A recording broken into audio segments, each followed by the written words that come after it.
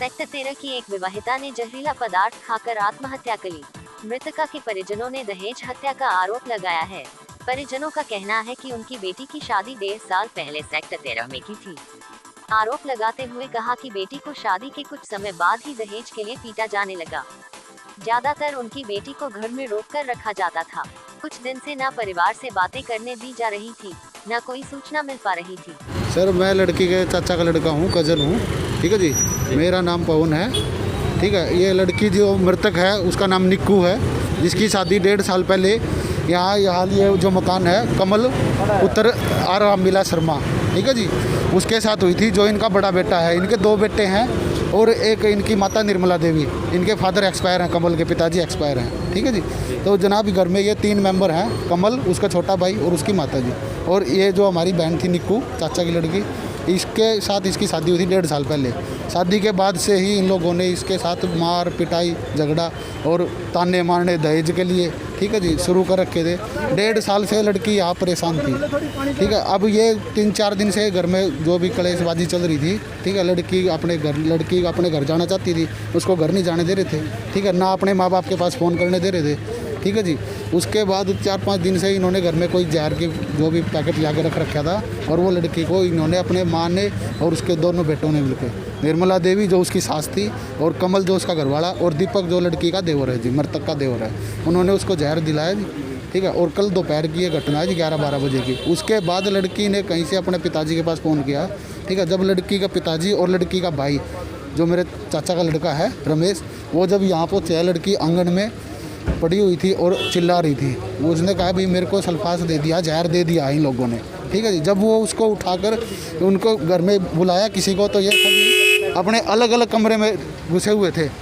ठीक है जी, लड़की का देवर और लड़के का घरवाला और लड़की की सास, उनके बुलाने पर वो लोग बाहर निकल के आए हैं, और उसके बाद वो उसको उठाकर गाड़ी में लेके लड़की के पिता के साथ गाली गलौज करते हुए उसको लेकर शहर के निजी अस्पताल मित्तल हॉस्पिटल में लेके गए हैं, जहाँ पर लड़की की तबीयत ज़्यादा ख़राब हो रही थी बार बार। उन्होंने उसको फिर रोहतक पीजीआई रेफर कर दिया। वहाँ पहुँचने के रास्ते के बीच में लड़की की हालत बिल्कुल नाजुक हो गई, वहाँ डॉक्टर जाकर वहाँ मृत घोषित कर दिया। ठीक है जी, तो आज लड़की का पोस्टमार्टम कराया। अभी यहाँ लड़की के घर वाले जो माता पिता यहाँ पर आए हैं, उनके साथ भी इन्होंने बहुत बदतमीजी करी है, और जो लड़की की माँ, लड़की की मौसी और लड़की के जो चाची ताई आई हैं, उनके साथ मार पिटाई करी इनके घर वालों ने। ठीक है, मार पिटाई कहाँ हुई है? दाग नहीं देने का मामला भी आया? नहीं, दाग तो दे रहे हैं जी, दाग दे रहे हैं। अभी लड़की लेके 10 मिनट पहले ही अभी लेके आए हैं रोहतक पीजीआई से। आज सारा दिन पोस्टमार्टम में निकल गया। ठीक है जी, दाग देने के लिए तो यहाँ आए थे इनके घर पे कि भाई लड़की की जो है ससुराल से ही अंतिम विदाई होगी, लेकिन यहाँ आने के बाद इन्होंने फिर मारी पीट करी है, गाली गलौज किया, घर के अंदर नहीं घुसने दिया, और खुद अब दरवाजे बंद करके बैठ गए हैं।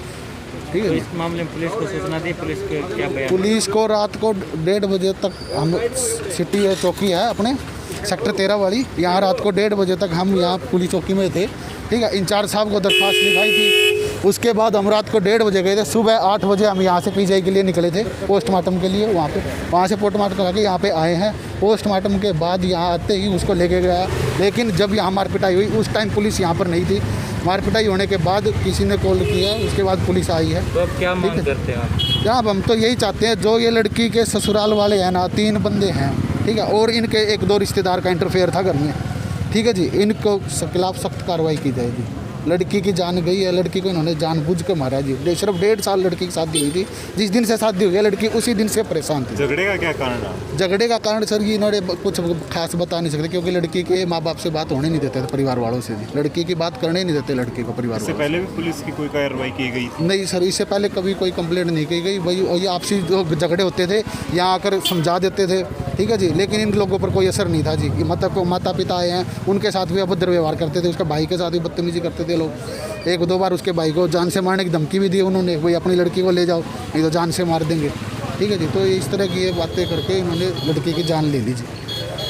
भाई हमारी तो पुलिस प्रशासन से, ठीक है जी, और भाई अपने CM मनोहर लाल खट्टर जी से हाथ जोड़कर यही रिक्वेस्ट है, भाई लड़की के माता पिता के साथ न्याय होना चाहिए। ठीक है जी, जो लड़की की जान गई है, जो दोषी हैं उनको सख्त कार्रवाई होनी चाहिए। निर्दोष का कोई इशू नहीं है जी। यहाँ किसी के कोई हमने ना किसी के खिलाफ ज़्यादा नाम लिखा है, ना किसी के FIR कराई। लड़की की सास, लड़के घरवाला और लड़की का देवर, ये तीनों दोषी हैं जी। और एक जो इनका 1-2 रिश्तेदार हैं जो इनके घर पर आते थे, लड़की को भरा बुरा कहते थे। ठीक है जी, उनके खिलाफ कार्रवाई की। ये लड़की है निक्कू पिताजी का नाम है विजय, पौंड रोड पर रहते हैं। इसका फादर इसमें जलघर में नौकरी करता है। 2019 में शादी की थी। कमल शर्मा सनो पे नहीं अपने ये टिकडाना रोड एक ही बात है, कौन मकान वहाँ भी है, इनका दोनों जगह मकान है। अभी सरकारी क्वार्टर में रहती हैं। तो 2019 में शादी की थी। कमल शर्मा सनो रामविलास शर्मा 2389 सेक्टर 13 भिवानी।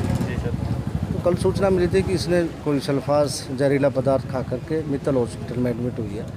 उस टाइम अनफिट थी, फिर इसकी स्थिति ज़्यादा खराब होने पर पीजीआई रोहतक रेफर कर दिया।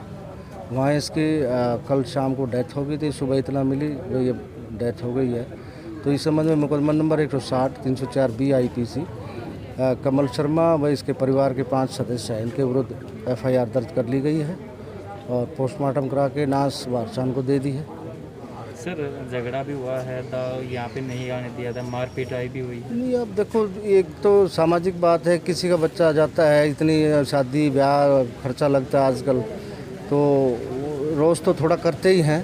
बाकी ऐसे कोई हम मौजूद रहे हैं, कानून व्यवस्था को बनाए रखा है, बिगड़ने नहीं दिया, समझा बुझा के उनका अंतिम संस्कार के लिए भेज दिया है। परिजनों का आरोप है कि दहेज के लिए मारा गया है। परिजनों ने क्या शिकायत दी है, कितने लोगों के खिलाफ है, किन धाराओं के तहत मुकदमा दर्ज किया गया है? परिजनों का यही आरोप है कि ये दान दहेज के लिए परेशान करते थे लड़की को और उसी के लिए इसी के होते हुए उसने आत्महत्या की है। इसकी जिम्मेवारी इन्हीं के परिवार पे है और 5 लोग हैं इनके परिवार के।